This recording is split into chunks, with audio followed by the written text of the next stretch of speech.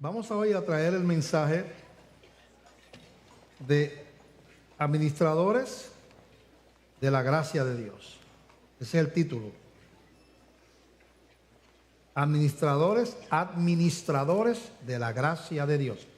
Primera de Pedro, capítulo 4, del verso 8 al 11. Administradores de la gracia de Dios. Nos ponemos en pie para leer la palabra. Primera de Pedro 4, 8. Y ante todo, tened entre vosotros ferviente amor, porque el amor cubrirá multitud de pecados. Piensa lo que está diciendo él. Si tenemos amor, se van a beneficiar muchos pecadores de eso. Y vamos a cubrir, el Señor va a cubrir eso. Nos va a librar si tenemos amor, ¿verdad?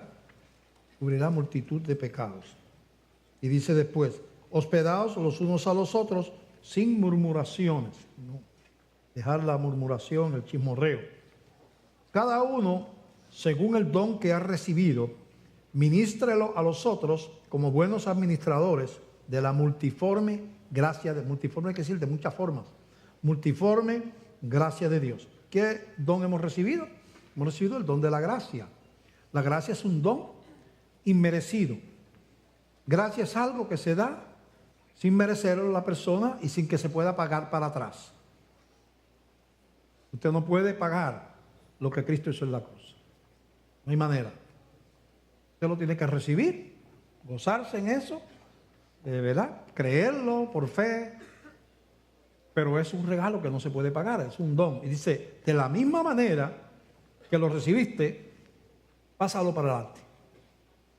De la misma manera, tú eres administrador de la gracia, multiforme gracia de Dios. Si alguno habla, hable conforme a las palabras de Dios.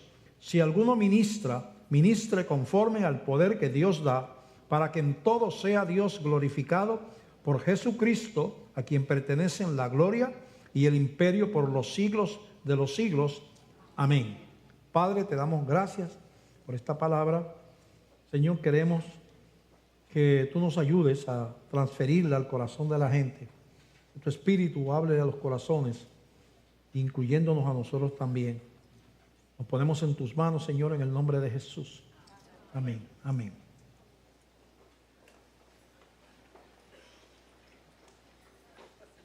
Dice aquí que como que si recibimos el don de Dios, es la gracia, la salvación, el amor de Dios que nos lleva a ser sus hijos, lo ministremos a los otros como buenos administradores de la gracia de Dios. ¿Qué es un administrador? Un administrador es alguien que hace algo, dirige algo a nombre de otro. Administrador es similar a mayordomo. El mayordomo y el administrador no son dueños, pero se les encomendó, se les dio la confianza. Es un puesto de confianza, ser administrador, ser mayordomo. La confianza del que es dueño. Y dice aquí que nosotros somos administradores de la gracia de Dios. Quiere decir que Dios nos entregó una encomienda. Nos dio para administrar algo que Él tiene para repartir. Y es gracia. Yo tengo gracia para repartir, pero ustedes son los que la van a administrar. Ustedes van a ser el canal para que eso llegue a la gente. Así que es una tarea bien importante por la persona que nos las encarga primero y segundo por el agradecimiento de los que hemos recibido el perdón y la salvación de nuestras almas. Administradores de la gracia de Dios. Suena, eso es, si uno entendiera lo que dice ahí, es algo demasiado grande. Nos queda grande, realmente, nos queda grande. Administradores de la gracia de Dios. Quiere decir que Dios, en toda nuestra insuficiencia humana, nos entregó lo que Él hizo durante 3 años, que fue repartir gracia y predicar y llevar el mensaje de esperanza a la gente, de consolación. Dice, ahora yo te dejo a ti, yo me voy, le voy a dar el Espíritu Santo y tú vas a hacer lo mismo, tú vas a repartir gracia. Tú andas con un saco como dibujan a Santa Claus por ahí, que es un personaje, ¿verdad? Que no es bíblico, ¿verdad? Pero que lo dibujan con un saco, ¿verdad? Pues tú andas con un saco. pero ese está lleno de gracia. Tú la repartes. Porque la gracia que está revelada en la Biblia está fundada en el amor. Porque de tal manera amó Dios al mundo, a la gente, que dio a su Hijo unigénito, para que todo aquel que en él cree no se pierda, sino que tenga vida eterna. Quiere decir que la gracia es un regalo de Dios inmerecido, y Él nos da a nosotros la encomienda de seguir repartiendo gracia por ahí a la gente, ¿verdad? La gracia vino a romper enemistades, no solamente nuestra enemistad con Dios, que es lo primero, sino a romper enemistades en nuestro entorno. Cuando nosotros somos ministradores de la gracia, somos pacificadores. La Biblia dice en un lugar de las bienaventuranzas, bienaventurados los pacificadores, peacemakers. Un cristiano, si entendiera su posición, no solamente es un dador de gracia, sino es un hacedor de paz. Es un apagador de fuegos.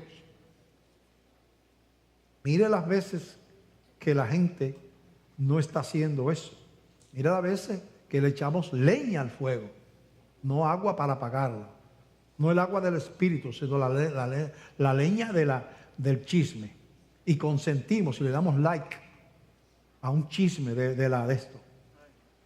Fulano de tal, es un like. Y usted se metió en el chisme, lo cual es un pecado. Ya yo le dije a todos los líderes que el líder de la iglesia que entre en sus comunicaciones a chismes y a darle like y a estar metido de esto, inmediatamente queda fuera del ministerio. Inmediatamente. No tiene la capacidad, la madurez para tener un ministerio en la iglesia. No tiene la capacidad ni la madurez, y pues no puedes estar porque no tienes la capacidad. Nosotros no somos multiplicadores de chismografías y no somos sembradores de discordias. Somos hacedores de paz y sembradores de gracia. Porque si vamos a ser consistentes, tenemos que ser consistentes fuera de la iglesia con lo que se supone que hacemos nosotros. Vamos a ver, por ejemplo, cómo la gracia de Dios se manifiesta entre hebreos y gentiles, o sea, no hebreos. Los hebreos le llamaban gentiles a todos aquellos que no eran judíos. Así que el mundo se dividía en dos clases de gente, los hebreos y los gentiles. Todo el que no era hebreo era gentil, ¿verdad? Los gentiles menospreciaban a los hebreos. Históricamente había habido guerras, porque los hebreos no los aceptaban, y además porque los veían muchas veces como inferiores, otras cosas así por el estilo. Los hebreos menospreciaban a los gentiles por sus prácticas paganas, porque no eran descendientes aunque esa no fue la intención de Dios, cuando ¿verdad? Era para sembrar el mensaje y el amor de Dios en las naciones, pero el legalismo y el elitismo religioso fue formando un pueblo que chocaba con los demás. Eso fue lo que encontró Jesús, que no podía entender por qué Jesús hablaba con la gente de la calle, porque esa gente eran para condenarlos, no para repartirles gracia. No era darle gracia, había que darle con un macetazo y mirarlo con altivez y pasarle por el lado y no saludarlo, porque él era un pecador y tú eras un hebreo que te veías a ti mismo como que no eras pecador. Y hubo discordia por siglos y siglos y siglos. Pero ¿qué dice la Biblia que pasó cuando el Señor le escribe a la gente de Éfeso en el capítulo 2 del verso 8 en adelante, cuando Jesús le dice a los efesios lo que Dios, Jesucristo, hizo en la cruz? Éfeso es una ciudad gentil, no hebrea, ¿verdad? Que al imperio griego había estado. Y entonces llega la palabra ahí y se convierten ahí judíos y gentiles y estaban conviviendo ahí. Y siempre que eso ocurría, si usted lee la carta de Gálatas, las otras cartas, usted se da cuenta que había como se levantaban contiendas, porque arrastraban su herencia de rechazo, la llevaban a la iglesia, ¿verdad? Así que si nosotros tenemos herencia de contienda, tenemos que Pedirle al Señor que nos libere de las heridas, del espíritu contendor y contencioso, y que seamos repartidores de gracia. Mira lo que pasó en esta iglesia, Efesios 2, del 8 en adelante. Porque por gracia sois salvos, por medio de la fe, y esto no de vosotros, pues es un don, un regalo de Dios. No por obras, para que nadie se gloríe. Nadie es salvo por sus obras, que es bueno, porque dice para que nadie se jacte, gloriarse, jactarse, echársela. Así que todo el mundo tiene que decir gracias, pecador, que por gracia soy salvo. No, porque yo de esto, yo no fumo, yo no bebo, y esto, no, es por gracia, no tienes méritos para estar ahí. Aunque le repartan 1,000 pesos diarios a los pobres y cuide enfermos 7 días en semana, si no te conviertes a Cristo te vas para el infierno igual que el que vende droga. No puede ser por obra, no hay manera, no hay manera.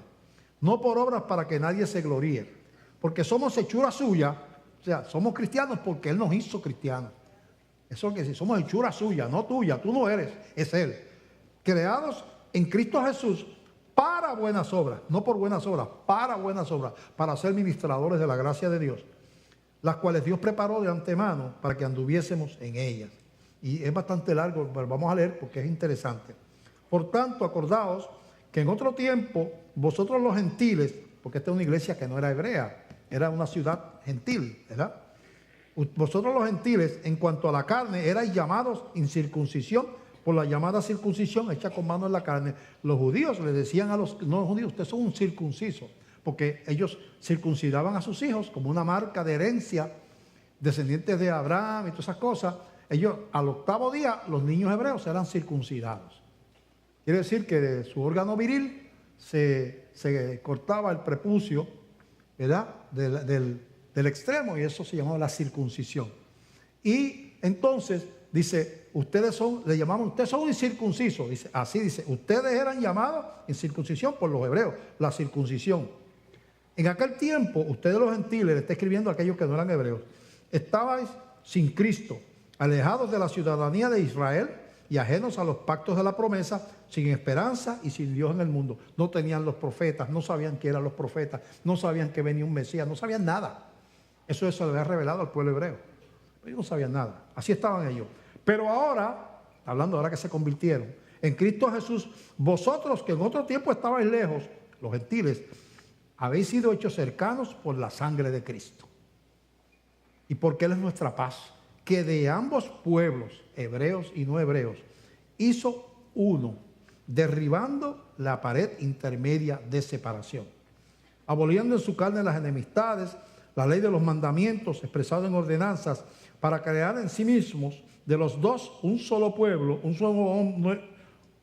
solo y nuevo hombre, haciendo la paz. Y mediante la cruz reconciliar con Dios a ambos en un solo cuerpo, matando en ella las enemistades.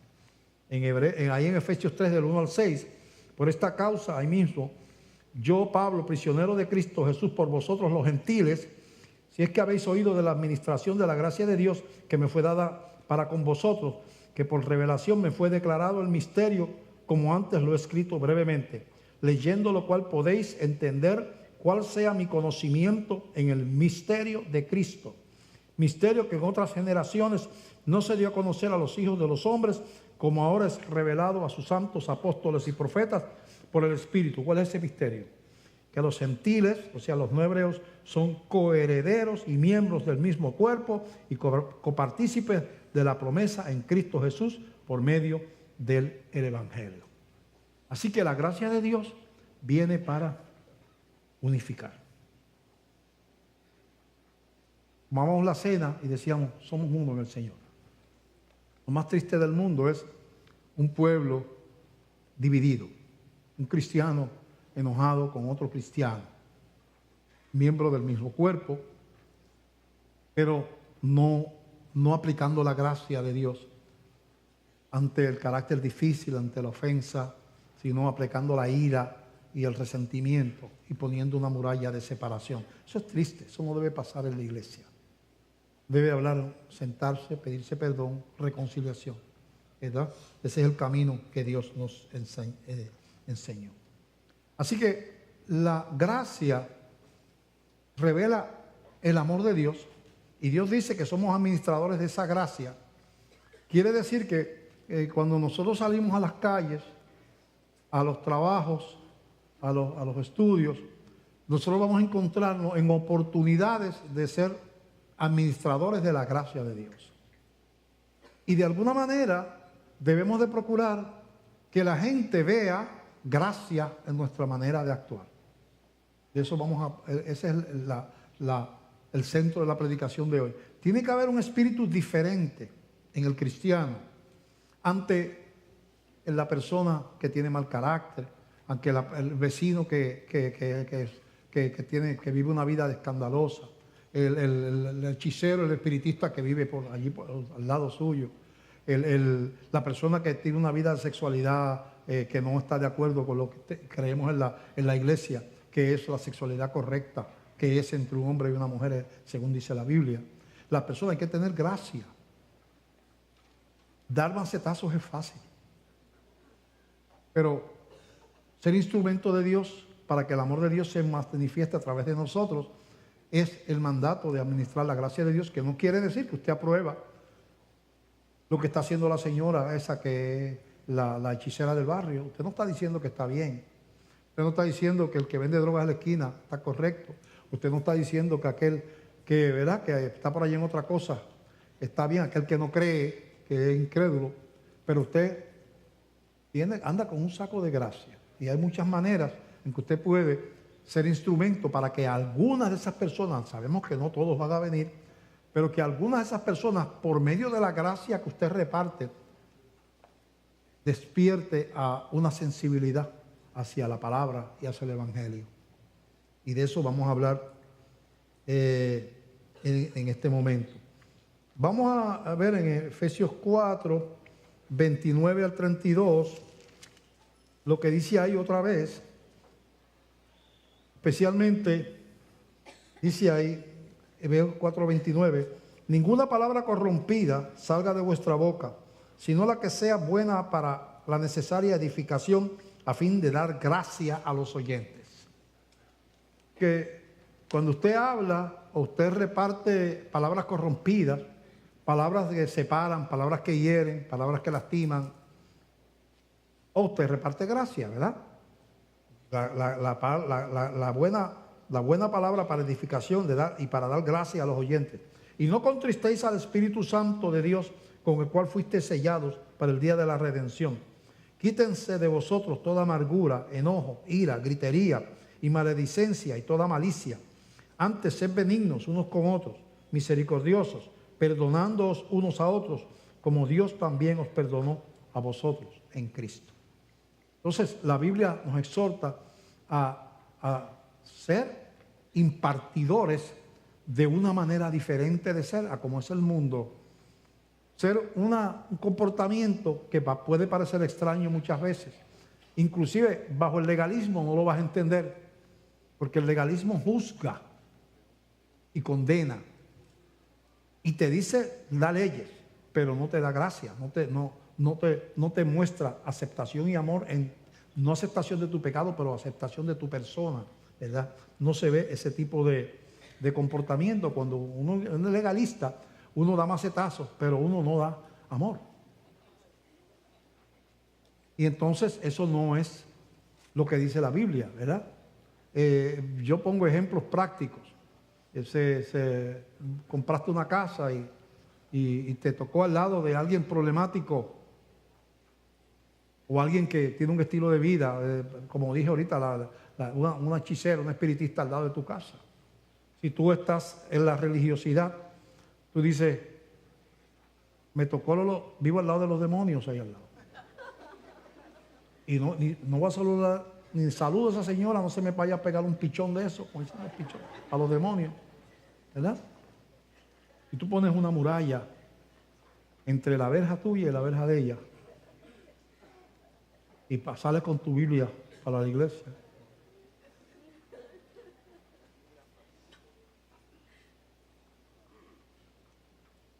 Hay otras maneras de trabajar, sin uno entrar, por supuesto, en aprobación de las prácticas.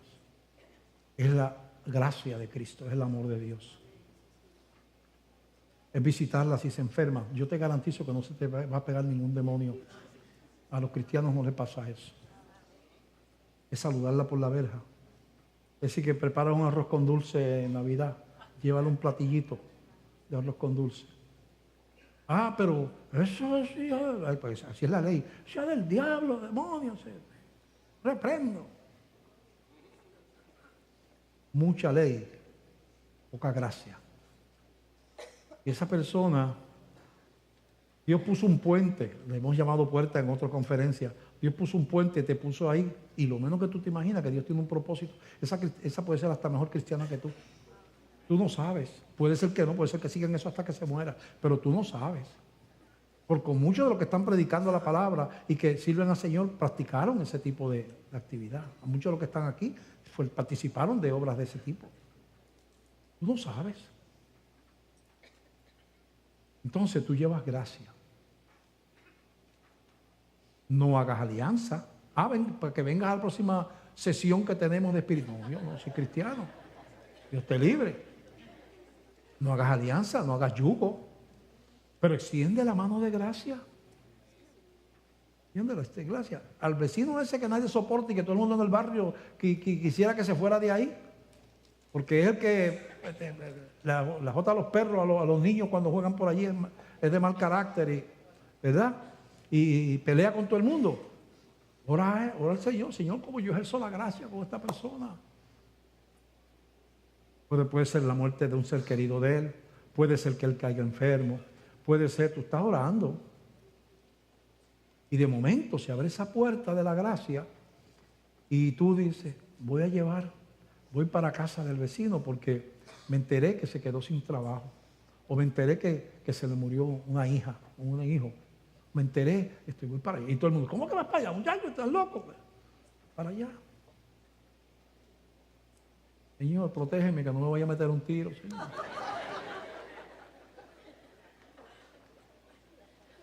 Mire, don fulano, perdone, yo vivo allá arriba, pero yo me enteré que usted está pasando por esto y yo sé lo duro que es esto que usted está pasando.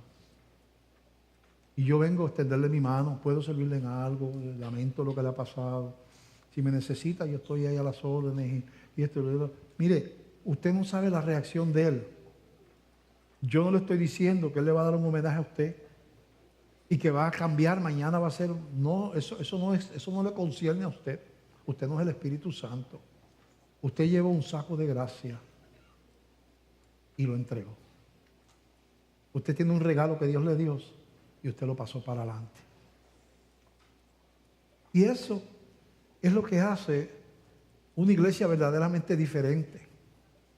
No de gente altiva, menospreciadora de los demás, indiferente al dolor, sino la iglesia que fue fundada por Jesucristo verdaderamente al principio. Es una iglesia sensible, una iglesia con una misión, más allá de sentarse el domingo en una butaca de la iglesia. Usted se ve como un administrador de la gracia de Dios. Hay yo no suelo leer de libros, pero encontré unos testimonios aquí en un libro que quiero compartir con ustedes. El libro se llama Refleje la gracia de Dios, de Richard Blackaby. Este señor vino aquí, Henry Blackaby, creo que vino con el hijo, con Richard, que escribió este libro. Y predicaron aquí también. En la página 113 voy a leer lo que dice este libro. Y mira lo que dice ahí, lo que él hizo y lo que pasó. ¿Cómo tú puedes ser instrumento de gracia en un lugar? Mientras asistía al seminario, porque él estaba estudiando para pastor, trabajé durante 3 años en un hospital psiquiátrico para adolescentes. Con el objetivo de acomodar mi horario de estudios, trabajaba en turno nocturno, de 11 de la noche a 7:30 de la mañana. Una noche llegué tarde al trabajo y el personal me expresó sus condolencias. Mi más sentido pésame. Pregunté quién había fallecido y me informaron que tendría una nueva enfermera supervisora en mi unidad. El pésame era por la enfermera que venía a supervisar. Se llamaba Bobby, Bobby escrito no como Bobby el varón con Y, sino B-B-I-E, Bobby. Ella trabajaba antes en el turno de día, diurno, pero los ayudantes del piso llegaron a detestarla tanto que urdieron o tramaron una conspiración para que la exiliaran al turno de la noche. Todo el mundo estaba en contra de ella porque el carácter terrible que tenía. Bobby había sufrido mucho en la vida. De niña fue objeto de malos tratos y creció desconfiando de todo el mundo. Esto se hacía evidente en sus relaciones. Se divorció 5 veces antes de cumplir los 40 años. Tenía varios hábitos nerviosos muy marcados y siempre parecía estar a punto de ladrar.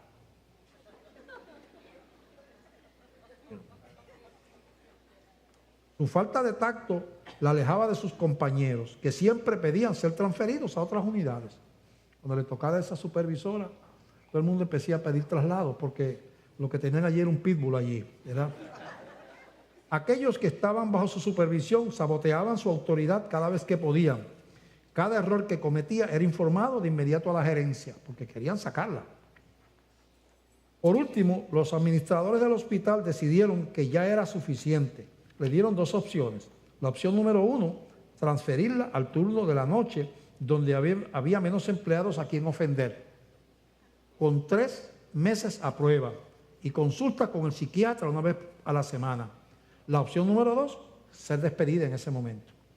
Bobby eligió la primera opción de irse al turno de la noche, por 3 meses a prueba. Si seguía peleando, le iban a despedir. Mis compañeros del turno de la noche, un tanto divertidos, me informaron de lo que me esperaba. Prepárate. Sentí que el corazón se me encogía. La noche ya era bastante difícil sin esa complicación de esta señora, tan difícil. Bobby avanzó por el pasillo hasta el puesto de enfermeras con el ceño fruncido cuando llegó allí. Actuaba como si estuviera cumpliendo una sentencia, y supongo que así era, dice él.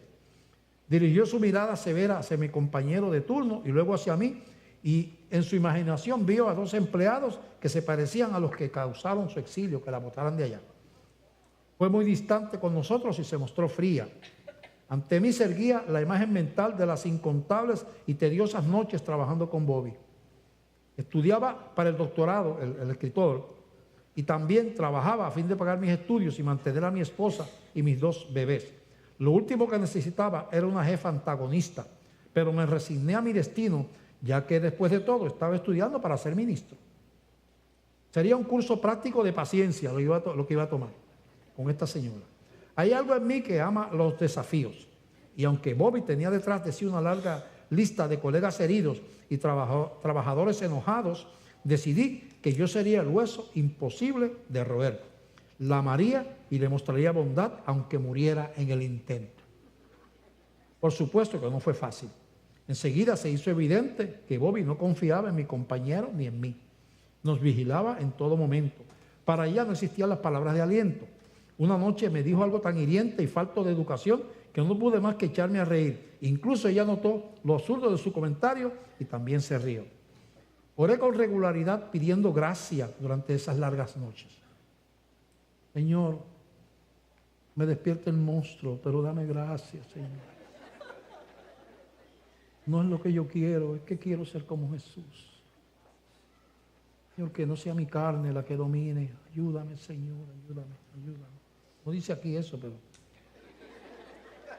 Dios me ayudaba a verla con sus ojos. Y lo que vi fue una mujer solitaria y dolida. Había fracasado muchas veces en la vida y en las relaciones. Esta era su última oportunidad en el trabajo y Bobby lo sabía muy bien. Deseaba que lo lograra. Mi compañero, también cristiano, y yo decidimos ayudarla a pasar por sus 3 meses de prueba. Fíjate, vamos a planear para que se la boten de aquí y ya no, del hospital. Vamos a ayudarla para sanar su corazón, para que no pierda su trabajo. Vamos a ayudarla. Como dije antes, la gracia paga su precio. Muchas veces tuve que morderme la lengua para no replicar algunos de sus ácidos comentarios. Tuve que moverme la lengua porque parece que le hablaba, le gustaba herir. Mi compañera y yo intentábamos ver a Bobby a través de los ojos de Cristo. La tratábamos con bondad y vimos cómo cambiaba. Empezó a confiar en nosotros al ver que no informábamos acerca de su conducta a pesar de sus malos tratos. Poco a poco fue suavizándose. Una noche nos sorprendió pidiendo comida china para todos. Cuando terminábamos con nuestras tareas y los pacientes dormían, por lo general leíamos o preparábamos las clases del día siguiente. Bobby comenzó a ofrecerse para cumplir con algunas tareas en nuestro lugar a fin de que pudiéramos seguir estudiando. Por último, su periodo de prueba de 3 meses terminó.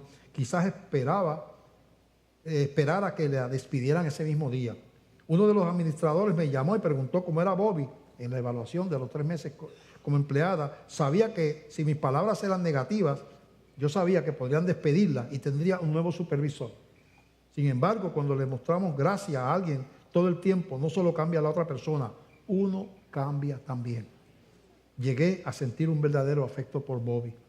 Conocía sus defectos y ella conocía los míos, pero también había visto sus virtudes. Le gustaba reír, era generosa y una buena enfermera. En realidad quería mantener su trabajo. Comenté que disfrutaba el trabajar con Bobby y esperaba que pudiera quedarse. El supervisor pareció confundido y me recordó que yo no sé, que no se le iban a decir a Bobby lo que yo dijera, que eso era confidencial, pero no cambié lo que había dicho. Me gustaba trabajar con ella y deseaba que siguiera siendo la enfermera de mi unidad. Mi compañero repitió algo similar cuando lo entrevistaron. Y Bobby se quedó en el hospital y sabía por qué. Porque 2 personas con gracia la amaron en sus malas crianzas y en su manera difícil de ser. Y empezó a cambiar. La gracia cuesta su precio. No se agradece siempre. Muchas veces no es entendida. A Jesús le pasó, ¿verdad? La gente no entendió la gracia y lo mataron. Pero la gracia no busca recompensa. Solo busca ser como Jesús. Está dispuesta a padecer y está dispuesta a pagar el precio de ser diferente. Pero es que, ¿qué consejo yo le puedo dar como pastor? Que pague el mal con mal. Que usted se desquite de los que le ofenden. ¿Es eso lo que enseña Jesús? Esas son las palabras de Jesús con los enemigos. Que nos desquitemos, que le paguemos mal. Que odiemos al que nos odia.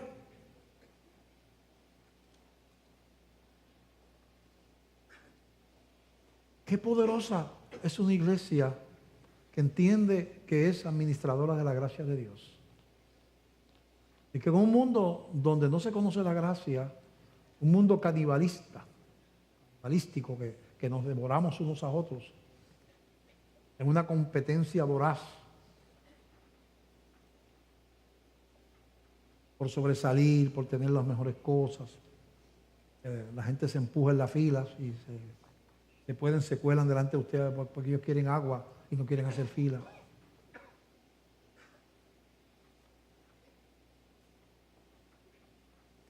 No lo dejan pasar cuando usted está esperando en la luz y no hay luz de tráfico. Se puede comer un sándwich ahí en el bonete porque no lo van a dejar pasar. Mucha ingratitud, mucha dureza.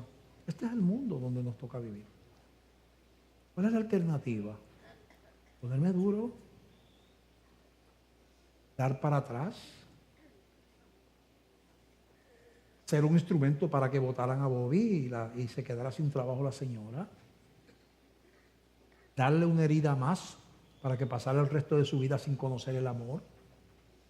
No la conoció cuando niña, no la conoció en sus matrimonios, no lo conocí en el hospital. Y yo pasé por su lado y tampoco conoció el amor de parte de un cristiano. ¿Es eso lo que quiere Dios? Usted llega aquí herido de la calle, viene aquí de visita. ¿Qué usted espera encontrar en la iglesia? ¿Gente indiferente? ¿Gente que no le preocupa sus problemas? ¿Es eso lo que dice el Señor de la iglesia de Cristo? Somos administradores de la gracia de Dios. Dios me dijo, te entrego la gracia, mira, te salvo, te perdono, te hago hijo de Dios. No te lo mereces, por eso se llama gracia, pero es tuya, yo te la regalo, yo di mi vida para eso, mira, es tuya. Gracias, Señor, gracias.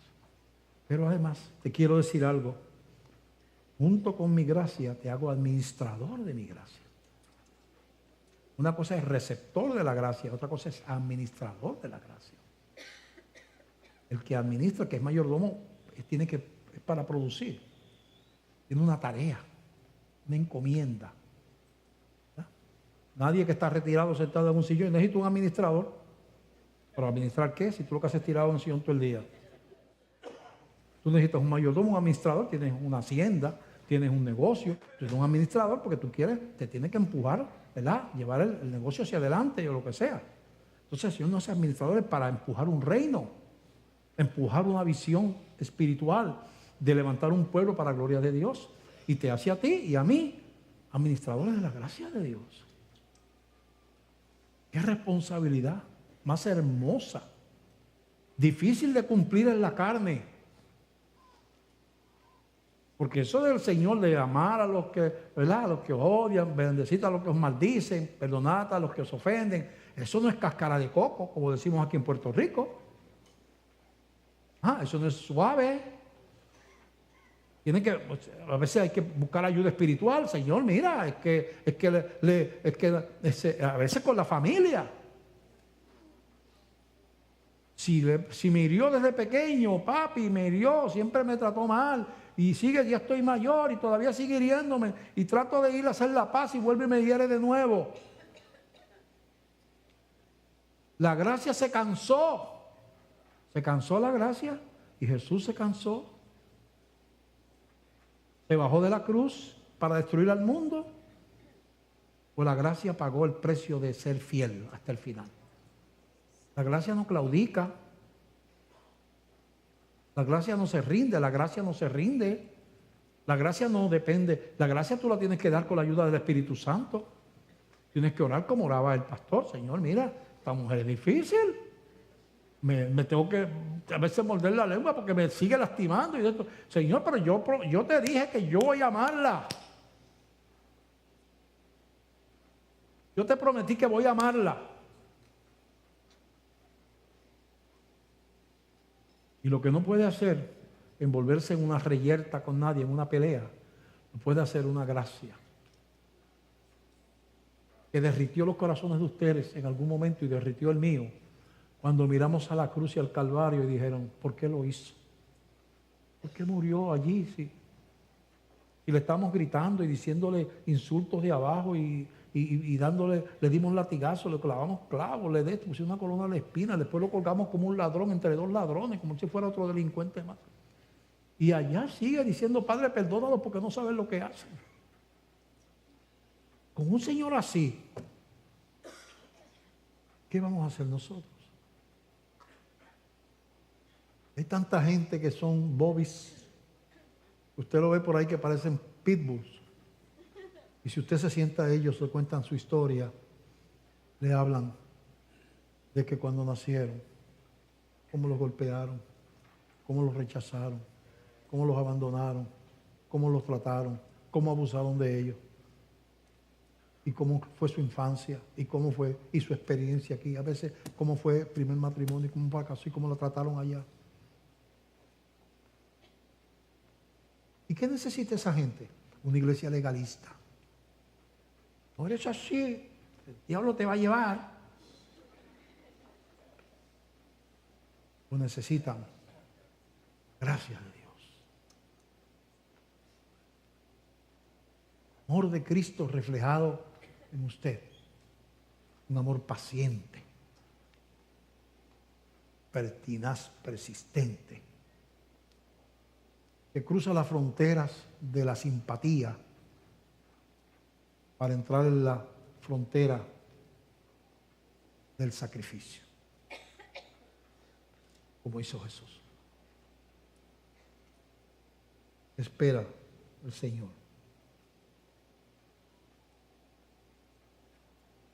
La ley, por el contrario, nos roba el corazón de gracia. Y dejamos que el legalismo se venga al corazón, ya no seremos capaces de dar gracia, porque la ley y la gracia no son complementarios, son antagónicos. La ley pone la esperanza en la carne, nos da orgullo, nos felicitamos porque no somos como las demás personas, nos consideramos con el derecho de mirar a la gente con ojos de desprecio porque ellos están en la inmundicia y nosotros somos santos, lo cual, para empezar, parte de una premisa equivocada, porque el cristiano más consagrado de hay en el mundo, si se le quitara la gracia de Dios, se va al infierno. Si Pedro y Pablo, cuando le faltaban un mes de morir, le quitaban la gracia de Dios, que no se quita, porque eso es para siempre, en ese mes se condenaban. Porque la Biblia dice que hasta lo que pensamos es pecado si está mal. Ofendemos a veces sentimos ira, eso es pecado. A veces sentimos deseos de algo que no es nuestro. Codiciamos algo que no es nuestro, eso es pecado. A veces miramos con ojos no puros a una persona que está casada y eso es pecado. Dice que el que desea una mujer en su corazón ya adulteró con ella. ¿Cuántas maneras de pecar hay? Y llenamos esa pared de ahí, yo creo. Le deseamos mal a alguien, eso es pecado. Odiamos a alguien, eso es pecado. No perdonamos a alguien, eso es pecado. ¿Ah? Hablamos y decimos algo, murmuramos, eso es pecado. Escuchamos chismes de alguien por teléfono, eso es pecado ¿verdad? Por teléfono antes, ¿verdad? Aquí, pero ahora también es acá, con el texteo. Pecado. Entonces, aunque vivamos una vida de rectitud, porque hemos cambiado muchísimas cosas, nunca podremos decir, yo soy tan y tan recto y tan y tan recto y tan espiritual que yo no necesito que la sangre de Cristo me cubra, porque yo me gané el cielo con mi santidad. Eso es una ofensa a Dios. Es una mentira. Y es que la ley no puede, el justificarse por las obras de la ley, me quita toda posibilidad de ser un administrador de la gracia de Dios. Y nos convierte en personas altivas, orgullosas.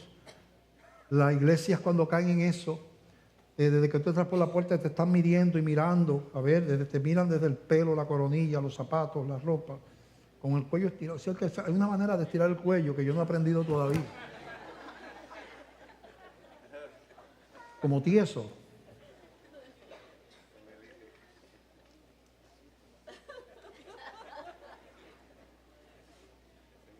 Sin compasión.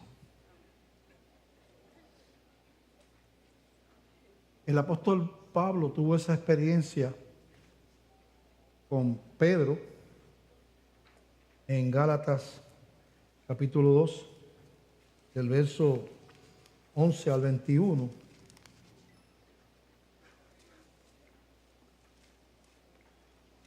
Es una confrontación entre dos apóstoles. La Biblia es clara, la Biblia no oculta las cosas. Y primero aquí se cae la teoría de que el jefe, el líder y el primer papa era Pedro. No aparece eso en la historia ni nada, eso es una tradición. No había papa en ese tiempo, no había un líder en Roma que mandara a todo el mundo. Y de hecho Pablo se le enfrenta a Pedro, que si fuera el papa no lo hubiera podido hacer, de la manera que dice aquí que lo hizo. Porque Pedro había caído en un error. Se había empezado a juntar con los judíos legalistas y a pesar de que dice que de ambos pueblos Dios hizo uno, los gentiles y los hebreos, los que se convierten a Cristo, nos convertimos en un solo pueblo. Viene Pedro y le empieza a escuchar a esos hebreos legalistas. Dice, mira, esta gente no está circuncidado y nos estamos juntando con ellos porque estaban en la misma iglesia, en la iglesia de Galacia. ¿Verdad? No sé. Entonces, estamos judíos y no judíos. Y empieza a decir, mira, que no podemos juntarnos, esta gente no está guardando el sábado. Por eso es de las cosas del viejo pacto. Esta gente no está haciendo esto y esto otro. Están comiendo esas comidas. Me lo vi comiéndose un canto de cerdo y esto y lo otro. Y nosotros no podemos ser los hebreos. Entonces, Pedro le decía, Pedro se unió a eso. Y después no se juntaba con los gentiles. Y llega Pablo, que tiene el mensaje del nuevo pacto. Y Pedro también. Esto que la ley contamina. Una vez yo me puse legalista. Al principio de mi ministerio, mi esposa sabe de qué estamos hablando. Y mis hijos también. Porque me puse a andar con gente de esto y yo dije, bueno, si ser espiritual es esto, pues yo voy a parar el pescuezo también. Bueno, dice en Gálatas capítulo 2, verso 11, pero cuando Pedro vino a Antioquía, le resistí cara a cara porque era de condenar. Pues antes de que viniesen algunos de parte de Jacobo, comía con los gentiles, o sea, con los que no eran judíos. Pero después que vinieron, se retraía y se apartaba porque tenía miedo de los de la circuncisión. Los legalistas lo intimidaron. Ellos se pasan haciendo eso para que tú te hagas de ellos y tú te vuelvas legalista también. Lo intimidaron, ¿verdad? Y Pedro se dejó intimidar, ¿verdad? Y entonces, de modo, estaba en el verso, el 13. Dice así, y en la simulación de Pedro participaban también los otros judíos, de tal manera que aun Bernabé, que era uno de los discípulos de Pablo, fue también arrastrado por la hipocresía de ellos. Pero cuando vi lo que no andaban correctamente conforme a la verdad del Evangelio, dije a Pedro delante de todos, si tú siendo judío vives como los gentiles y no como judío, ¿por qué obligas a los gentiles a judaizar? Nosotros judíos de nacimiento y no pecadores entre los gentiles, sabiendo que el hombre no es justificado por las obras de la ley, sino por la fe de Jesucristo, nosotros también hemos creído en Jesucristo para ser justificados por la fe de Cristo y no por las obras de la ley. Los judíos se salvaron, le dice Pablo, por la fe en Cristo, no por las obras de la ley. La ley no salva. Y dice, por cuanto por las obras de la ley nadie será justificado, nadie será declarado limpio, nadie. Por más que ayune, por más que ore, por más que de esto, nadie será justificado delante de Dios por las obras de la ley, por hacer buenas obras. Dice, nadie. Y si buscando ser justificados en Cristo, también nosotros somos hallados pecadores. Es por eso Cristo, ministro de pecado, en ninguna manera. Porque si las cosas que destruí, las mismas vuelvo a edificar, transgresor me hago. Porque yo por la ley soy muerto para la ley, a fin de vivir para Dios. Con Cristo estoy juntamente crucificado y ya no vivo yo, mas vive Cristo en mí. Y lo que ahora vivo en la carne, lo vivo en la fe del Hijo de Dios, el cual me amó y se entregó a sí mismo por mí. No desecho la gracia de Dios, pues si por la ley fuese la justicia, entonces por demás murió Cristo. Si la justicia, la salvación fuera por la ley, Cristo murió de más, no era necesario que muriera. El que fuera bueno, que se salvara, y el que fuera malo, que se fuera al infierno. Entonces, ¿para qué morir Cristo? Si la salvación fuera posible por la ley, por demás murió Cristo, porque entonces, ¿quiénes se salvaban? Los buenos se van para el cielo y los malos se van para el infierno. Pero como la Biblia dice que bueno no hay, que todos somos ¿qué? Pecadores, pues no puede ser por la ley. Es un imposible entonces salvarse por la ley. Por lo tanto, Dios, en su amor, recurre a la gracia. A Cristo tomar nuestro lugar en la cruz, pagar el precio de nuestra culpa. Él se echó todos los pecados de nosotros. Y cuando yo creo en Él, le entrego mi vida y mis pecados, le recibo como mi Señor, su justicia me es transferida a mí. Soy justificado en Cristo, no en mí, en Él. Mis pecados son perdonados y paso a ser hijo de Dios. Y el Espíritu Santo viene a morar al cristiano, marcándolo con el sello de la redención. Por Cristo, por gracia. Pero la ley nos quita la posición de administradores de la gracia de Dios, porque ya no podemos ver con ojos de gracia, porque el orgullo espiritual nos hace ver a la gente con dureza, con insensibilidad, juzgarlos, criticarlos, condenarlos, pero no darles el amor de Cristo. Y tristemente hablando, vivimos en un país bien contaminado con el mensaje que Pedro estaba empezando a permitir que entrara a la iglesia de Galacia. Salvación es por Cristo y es por la fe. Teniendo cuidado de no predicar una gracia que se entienda que es una ocasión de pecar, porque el pecado es abominación a Dios. Y los que estamos bajo la gracia anhelamos agradar a Dios Y leemos la Escritura y oramos porque el Señor nos cambie y nos quite aquello que a Dios no le agrada. Y le pedimos perdón de los pecados cada vez que oramos, Señor. Señor, perdóname por aquello, perdóname por lo otro. No estamos regocijándonos en los pecados. Es que administradores de la gracia de Dios. Yo veo aquí, y algunos que son administradores de profesión, porque son directores de algo, negocios, ¿verdad? Algunos aquí, ¿verdad? Y el director de Roger Electric, que está por ahí. El administrador de Macy's viene de esta iglesia, el miembro de la iglesia. Y por el estilo, vienen aquí. Pero la mayor parte de ustedes no son administradores en la carne. Pero hoy yo los declaro y voy a dar una posición a ustedes. Mire, pónganse de pie. Yo le voy a dar un puesto bien grande a ustedes, más grande que todos esos puestos. Pueblo de Dios. Gente de Iglesia Bautista de Glenview. Yo los declaro administradores de la gracia de Dios.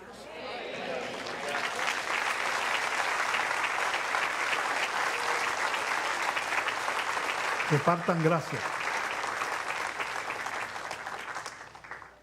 Y muchas puertas se abrirán.